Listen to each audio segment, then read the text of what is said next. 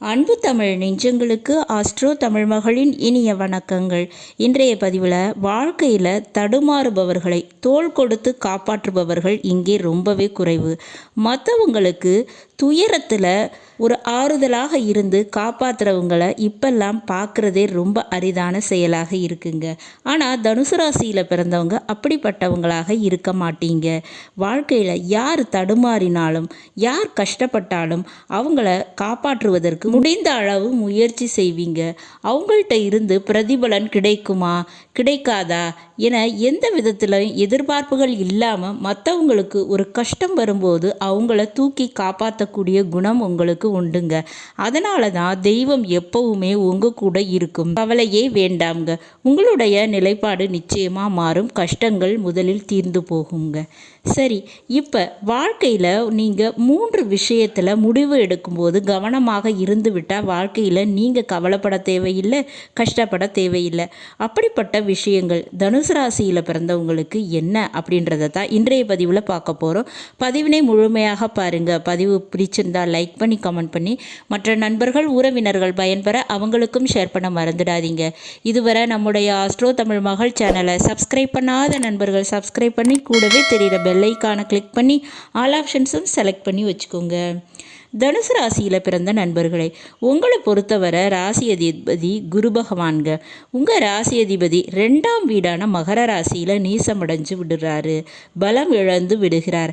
அப்போ 2ஆம் வீடு அப்படின்றது தன குடும்ப வாக்குஸ்தானம்ங்க. அப்போ உங்களுக்கு எங்கே ஒரு தோல்வி ஏற்படும், துரோகம் இழைக்கப்படும், எங்கே நீங்கள் நஷ்டப்படுவீங்க, விரயப்படுவீங்க அப்படின்னு பார்த்தோம்னா இந்த 2ஆம் வீடு காரகத்துவங்க. அதாவது தன குடும்ப வாக்குஸ்தானம். அப்போ முதல்ல நீங்கள் தனுசு ராசியில் பிறந்த நீங்கள் வாக்கு கொடுப்பது நம்மளால் முடியுமா, நமக்கு இந்த விஷயம் சாத்தியப்படுமா, இதனை தெளிவாக தெரிஞ்சுக்கிட்டு இதுக்கு காலம் நமக்கு சாதகமாக இருக்குமா இருக்காதா அப்படின்ற விஷயத்தை தெரிஞ்சுக்காம வாக்கு கொடுக்காதீங்க. தாய் தந்தையருக்கு செய்ய வேண்டிய விஷயத்தில் நான் அதை செய்கிறேன் அப்படின்னு ஒரு பொறுப்பு ஏற்று நடப்பதற்கு யோசிங்க. ஒரு வேலை விஷயம் ஆகட்டும் அல்லது ஒரு பொறுப்பாகட்டும், இதனை நான் செய்கிறேன், நான் இதுக்கு கேரண்டி, இதை நான் பண்ணி கொடுக்குறேன், அவனுக்கு பதிலாக நான் செய்கிறேன் என வாக்கு கொடுத்து மாட்டிக்காதீங்க. அப்போ வாக்கு கொடுக்கும்போது யோசிச்சுக்கணும். வாய் வார்த்தைகளை நம்பி ஒரு காரியத்தில் இறங்கக்கூடாதுங்க. வெறும் வார்த்தைகளை நம்பி பணம் கொடுக்கறது வாங்கிறது இந்த விஷயங்களில், வேலை விஷயத்தில் யாராவது கொடுக்கும் வார்த்தைகளை நம்பி இருக்கிற வேலையை விட்டுறாதீங்க. வீண் முயற்சிகளில் ஈடுபடாதீங்க. வீண் வார்த்தைகளை நம்பி ஏமாந்து விடாதீர்கள். அப்போ வாக்கு இது நீங்களும் யோசிக்காமல் கொடுக்காதீங்க. மற்றவங்கள வெறும் வாய் வார்த்தைக்காக அதை நம்பி சில காரியங்களில் முக்கியமான விஷயங்களில் இறங்கிடாதீங்க. இந்த விஷயங்களில் கவனம் தேவைங்க. அடுத்ததாக பார்த்தோம்னா 2ஆவதாக இது குடும்பஸ்தானம்னு சொல்லலாம்.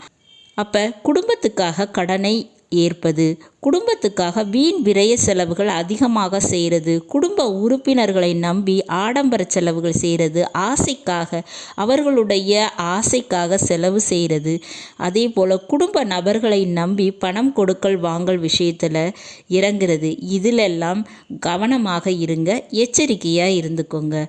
கார் வண்டி வாகனம் வாங்குகிற விஷயம், இதை செய்கிறதுக்கு முன்பு 1க்கு 2 முறை யோசித்து முடிவெடுக்கிறது உங்களுக்கு நல்லதுங்க. அடுத்ததாக 3ஆவது விஷயம், இது தனஸ்தானம் பணஸ்தானம்ங்க. அப்போ உங்கள் பணத்தினை கையாளும் போது கவனமாக இருக்கணும். பயணத்தின் போது கேர்லெஸ்ஸாக இருக்க வேண்டாம். பணம் கொடுக்குற இடங்களில் கணக்கு வழக்கு இந்த விஷயத்தில் கவனம் தேவை. அதே மாதிரி கார் வண்டி வாகனம் கோல்டு பணம் இந்த விஷயங்களில் கவனக்குறைவு ஏற்பட்டு அதன் மூலமாக பண இழப்பு பொருள் இழப்பு நஷ்டப்படுறது இந்த மாதிரியான விஷயங்கள் நடக்க வாய்ப்பு இருக்குங்க. அதனால தான் இதில் அதிக கவனம் தேவைன்னு சொல்கிறேன். மேலும் அரசு வேலை அப்படின்ற விஷயம் உங்களுக்கு ஒரு எண்ணம் கனவு லட்சியமாக இருக்கும். ஆனாலும் அதில் எங்கேயும் பணம் கொடுத்து ஏமாந்துடாதீங்க. கவனமாக இருந்துக்கிடணும். இந்த 3 விஷயங்களை கவனமாக வச்சுக்கோங்க.